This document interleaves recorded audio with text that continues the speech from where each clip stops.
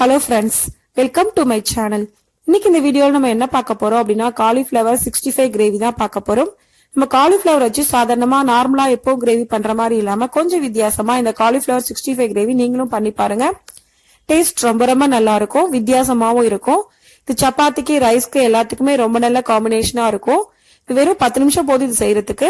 வாங்க ரொம்ப ஈஸியான இந்த cauliflower 65 கிரேவி எப்படி பண்றதுன்னு வீடியோல பார்க்கலாம்.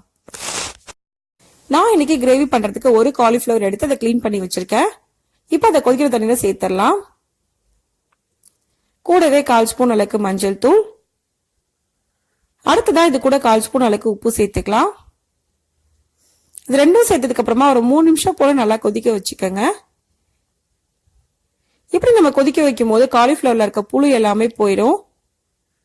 இப்ப நல்லா கொதிச்சிருச்சு. இந்த அளவு கொதிச்சதுக்கு அப்புறமா நம்ம இதை தண்ணியை வடிச்சிட்டு காலிஃப்ளவர் மட்டும் தனியா எடுத்து வச்சுக்கலாம். இப்ப நமக்கு காலிஃப்ளவர் ரெடி ஆயிடுச்சு. அது கூட காரத்துக்கு ஏற்ற மாதிரி மிளகாய் தூள் சேர்க்கிறேன்.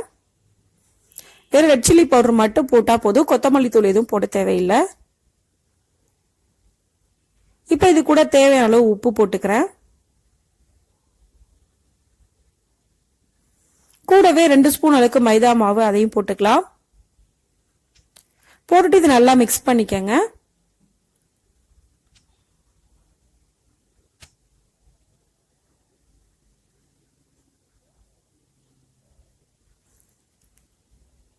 தேவைப்பட்டா கொஞ்சமா தண்ணி ஊத்தி இது நல்லா மிக்ஸ் பண்ணிக்கங்க.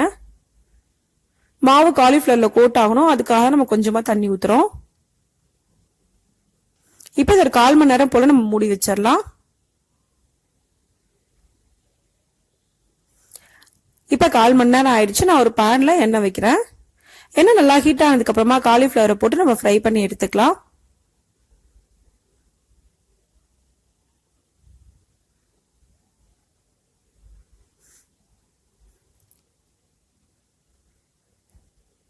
இந்த அளவுக்கு இது நல்லா ஃப்ரை பண்ணி எடுத்துக்கங்க.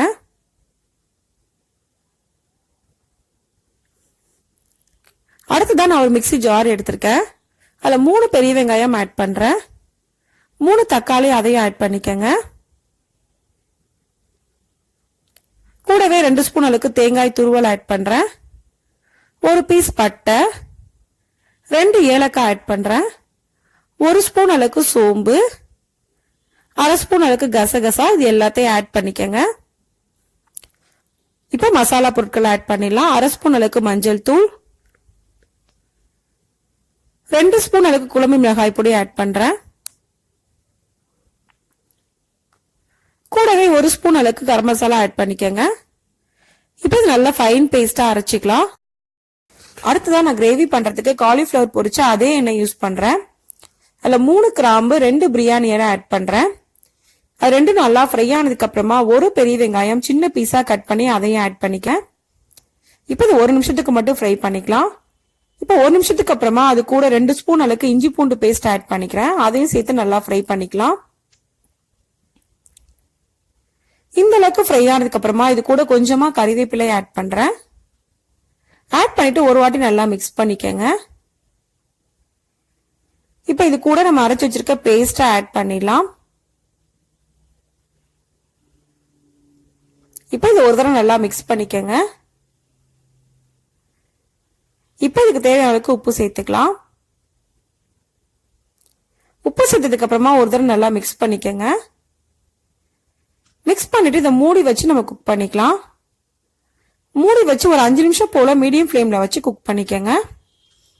இப்ப 5 நிமிஷத்துக்கு அப்புறமா இந்த அளவு குக் ஆயிருக்கு. தண்ணி ஃபுல்லா நல்லா ட்ரையா இருக்கு. தக்காளி, வெங்காயம் எல்லாத்தோட பச்சை ஸ்மெல் நல்லா போயிருச்சு. இந்த ஸ்டேஜ்ல கொஞ்சமா தண்ணி ஊத்திக்கங்க. தண்ணி ஊத்திட்டு நல்லா மிக்ஸ் பண்ணிக்கலாம்.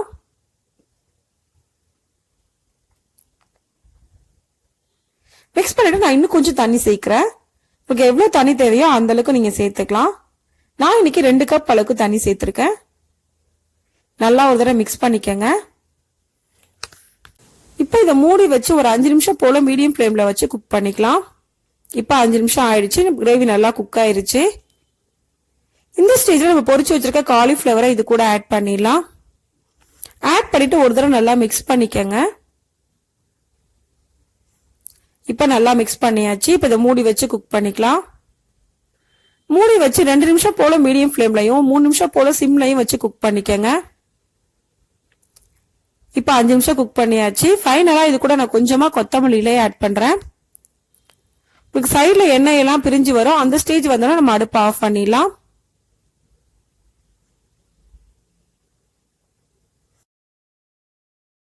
இப்போ நமக்கு காலிஃபிளவர் 65 கிரேவி ரெடி ஆயிடுச்சு. இது வெறும் 10 நிமிஷத்துல நம்ம ஈஸியா ரெடி பண்ணிடலாம். டேஸ்டும் ரொம்ப ரொம்ப நல்லா இருக்கும். இந்த கிரேவியை இதே மெத்தட்ல நீங்களும் செஞ்சு பாருங்க. இந்த வீடியோ உங்களுக்கு பிடிச்சிருந்தா லைக் பண்ணுங்க, ஷேர் பண்ணுங்க, கமெண்ட் பண்ணுங்க. மறக்காம சேனலை சப்ஸ்கிரைப் பண்ணுங்க. தேங்க்ஸ் ஃபார் வாட்சிங்.